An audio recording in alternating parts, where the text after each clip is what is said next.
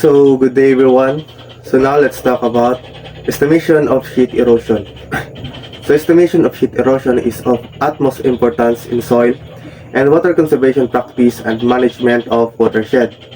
Considering different weightage to the various factors affecting the erosion process, there are several methods have been proposed to estimate the sheet rate in a watershed. So the method that we are going to use now is the universal soil loss equation.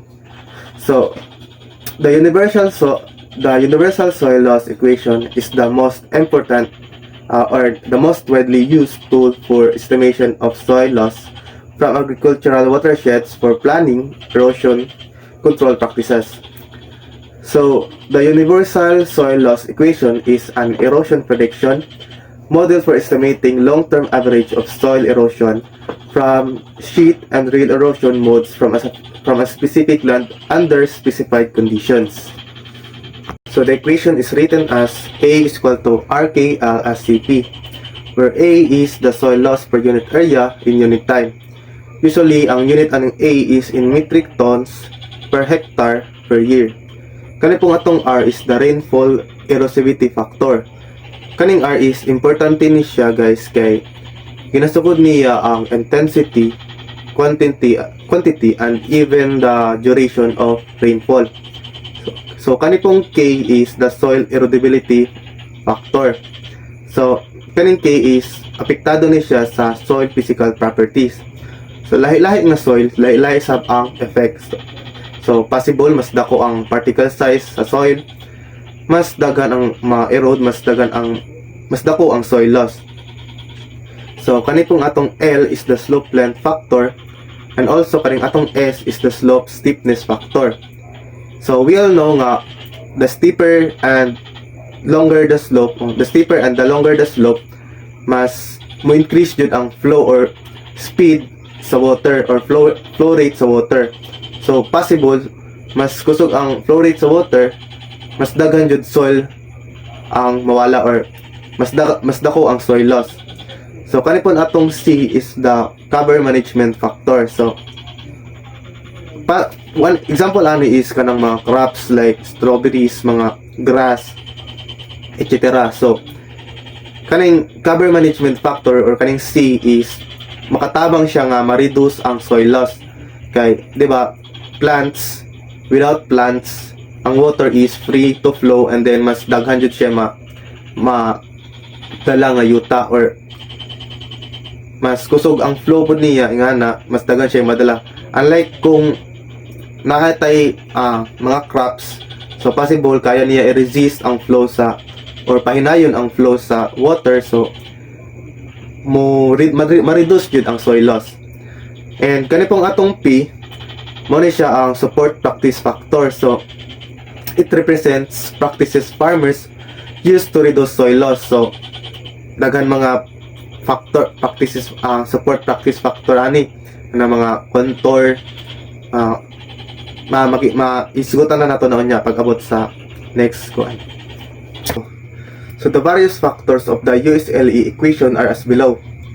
So the rainfall erosivity factor, the factor R is the number of the rainfall erosion index units is denoted by EI sub 30 in a given period at the study location. So it is defined as kaning nga formula. EI sub 30 is equal to KE times I sub 30 all over 100. Then where KE there is the kinetic energy of the storm, and the kinetic energy is the unit of the kinetic energy is in metric tons per hectare centimeters, and it is expressed as kaning equation. KE is equal to 210.3 plus 89 log I, where I dira is ang I dira is the rainfall intensity in centimeter per hour, and kaning I sub 30 is the maximum 30 minutes rainfall intensity of the storm. So kung naa na kay I nga makuha back to katong mga buhat nato niagi pagkuha sa rainfall intensity, so butang naton siya diri sa log kaning nay I, then makuha na din nato ang kinetic energy. Then after that ato ang value sa kinetic energy is atong ibutang diri ani kaning I sub 30. So nanamtay rainfall intensity, so kuha na to ang maximum 30 minutes rainfall intensity of the storm. So butang na to siya sa formula, so makakuha na din ta sa value sa rainfall erosivity factor or kaning R. So next, soil erodibility factor. So the factor K relates the rate at which different soil erode due to soil properties. These are usually determined at special experimental run of plots or by use of empirical erodibility equations which relate several soil properties to factor K. So in table 10 shows some computed values of K at several research stations in the country. So kani different stations, different places. So each station has different kind of soil. Kaning sa Agra na ay loamy sand, alluvial, sa Diradun, Dulcot silt, loam na ay loam. So kani po and so on. So each station, no, lahi-lahi sa nabantayan ninyo, sa Agra na atay loamy sand and alluvial. So ang iyang soil erodibility factor is 0.07. So unlike sa kaning Dulcot silt kaning sa station di Diradon, so ang soil dito is the Dulcot silt loam. So kabantay ninyo ang K is 0.15. So lahi mo to gingon na to, lahi nga soil, lahi jud og epekto. So next, crop management factor. So crop management factor, this factor reflects the combined effect of various crop management practices.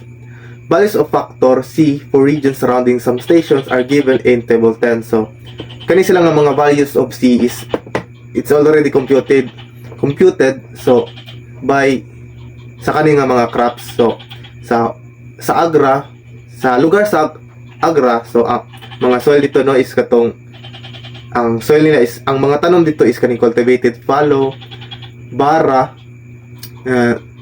dichanhum, annual, abot sa napagbasa basta kay mao na. Then they have values of C sa cultivated fallow is 1.0, so bara is 0.61 and so on. So kani pong Diradon, so napoy siya cultivated fallow,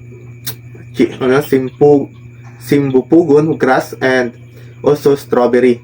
So mo na ilang mga values of C or kaning crop management factor. So next is the topographic factor or LS. So the two factors L and S are usually combined in one factor, LS. So it is called as topographic factor and is given by this equation. LS is equal to the lambda all over 22.13 and raised to m times the 65.41 sin squared theta plus 4.56 sin theta plus 0.065. So where lambda there is the field slope length in meters and the m is exponent factor varying from 0.2 to 0.5 and the theta is the angle of the slope. So next is the supporting cultivation practice or P. Muna wag yung din na itong mga contour. So this factor is the ratio of the soil loss with a support practice to that with straight row farming up and down the slope. So the table gives the factor P for some support practices. So different stations no sa Diradon na ay practices. So contour, ang diria is the contour cultivation of maize. Ang P is 0.74. Up and down cultivation 1.0. Contour farming 0.68. Og napod sa station Canfor o Takamon and so on. So muna ilang mga computed or ng mga estimated factor P sa kaning mga stations sa mga practices. So para mas masabtan nato, so natay problem in a contour farming of strawberry, find the soil loss at station Diradon. So nanatay station, so natay given diri nga rainfall erosivity factor or R is equal to 200, and the field slope length in meters is 61 meter, and then the exponent factor m is equal to 0.5, and also the slope steepness factor s is equal to 8% or equal to 4.57. So let's first pangitaon sa natong value sa r. So di ba sa ang r nato na naday rainfall erosivity factor. So a is equal to 200,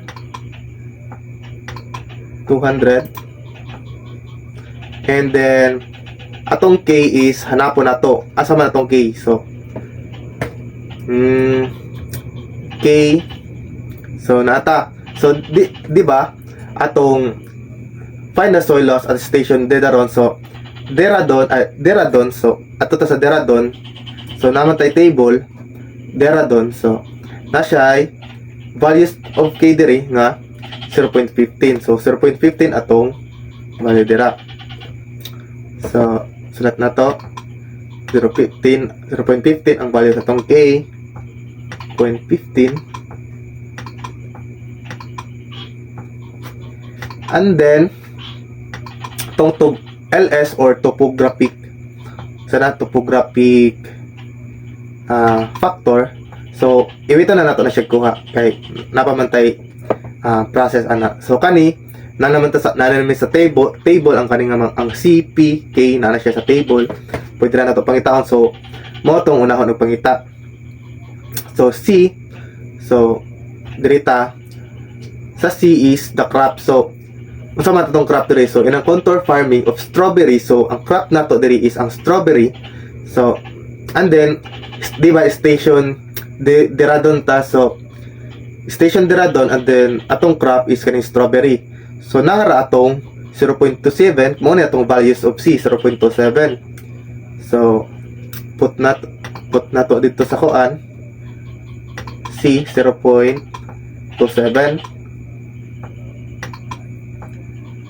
and then value na sa P. So ang pinato is nada-direct. So contour farming, di ba sa stated sa problem is contour farming.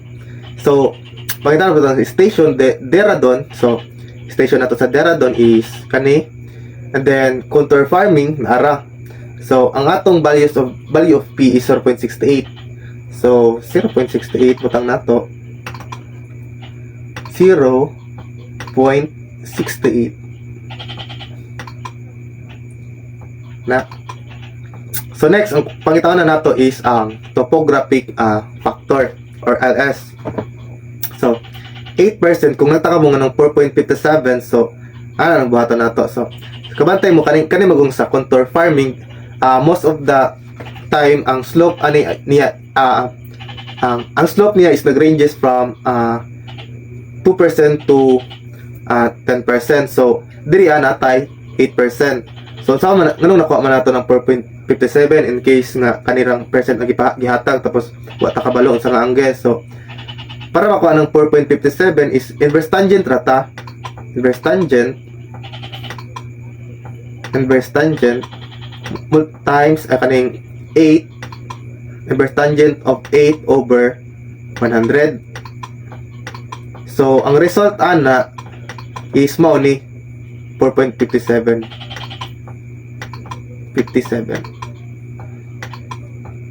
And next is nanamatay angle. So nanaputay kaning values of field slope mo nitong L or kaning lambda or the field slope length in meters. So 61 meter. Then natay exponent factor m 0.5. So nanaput, so ma-satisfy na nato ang kaning magamit na nato ni sila kaning tulo 1 2 3 diri sa formula. So for the lambda ato gamiton kaning length or L lambda, putang nato sa formula, and then kaning 0.5 mo ning m kani, and next kaning duha ka theta 4.57 degrees putang nato dira, as kani putang nato dira. So ang mugawas nga value ani after putting kana nga mga value, so ang gawas ani nga value kung input niyo sa inyong calculator para sure mo nga mao jud ang value. So ang mugawas ani is 1.4 ang atong kaning LS. So 1.4. And then kumpleto na ang atong kumpleto na ang mga values. So we can compute now the soil loss. So 200 times 0.15 times 1.4 times 0.27 times 0.68. So makakuha ta value nga 7.71. So unit sa ang atong unit sa kuan is kani is metric tons per hectares per year. So metric tons per hectares per year. So mao na atong answer. Metric tons. So diretso na ni. Metric tons per hectares per year. And that's all. Thank you for listening.